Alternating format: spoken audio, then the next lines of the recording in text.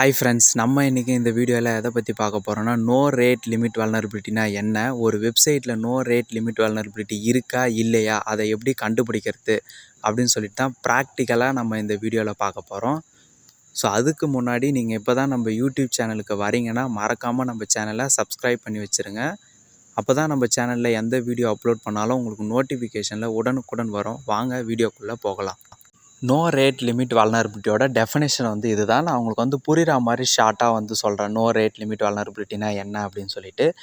இப்போ ஒரு யூசர் இருக்காருன்னா, ஒரு யூசர் ஒரு சர்வருக்கு ஒரு ரெக்வஸ்ட் அனுப்புகிறாரு. ஸோ அந்த சர்வர் சைட்லேருந்து அந்த பர்டிகுலர் யூசருக்கு ஒரு ரெஸ்பான்ஸ் வரும். ஒரு ரெஸ்பான்ஸுக்கு பதில் கண்டினியூஸாக நம்பர் ஆஃப் ரெக்வஸ்ட் அந்த யூசருக்கு வந்துட்டு இருக்குதுன்னா, ஸோ அதுதான் நோ ரேட் லிமிட் வல்னரபிலிட்டி அப்படின்னு சொல்லிட்டு சொல்கிறோம். ஸோ இந்த நோ ரேட் லிமிட் வல்னரபிலிட்டி எதனால் வருதுன்னா, ப்ராப்பராக சர்வரை கான்ஃபிகரேஷன் பண்ணாததுனால தான் இந்த நோ ரேட் லிமிட் வல்னரபிலிட்டி நம்ம கண்டுபிடிக்கிறோம்.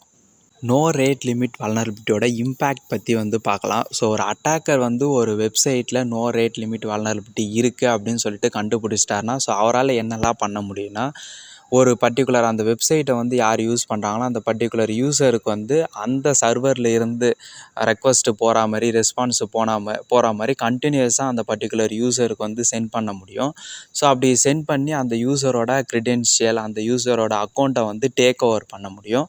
நோ ரேட் லிமிட் வல்னரபிலிட்டியிலிருந்து வெப்சைட்டை எப்படி ப்ரிவெண்ட் பண்ணலாம்னா, ஸோ எந்த யூசர் லாகின் பண்ணுறாங்க, ஸோ என்ன ரெக்வஸ்ட் வருது, என்ன ரெஸ்பான்ஸ் சர்வர்லேருந்து அந்த பர்டிகுலர் யூசருக்கு போகுது, ஸோ இதை ப்ராப்பராக மானிட்டர் பண்ணாலே நோ ரேட் லிமிட் வல்னரபிலிட்டி இருந்து நம்ம வெப்சைட்டை ப்ரிவெண்ட் பண்ணலாம்.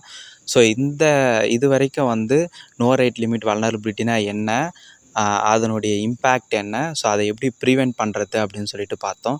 ஸோ இப்போ லைவாகவே எப்படி ஒரு வெப்சைட்டில் நோ ரேட் லிமிட் வல்னரபிலிட்டி இருக்கா இல்லையா அப்படின்னு சொல்லிட்டு கண்டுபிடிக்கிறது அப்படின்னு சொல்லிட்டு லைவாகவே பார்க்கலாம் வாங்க.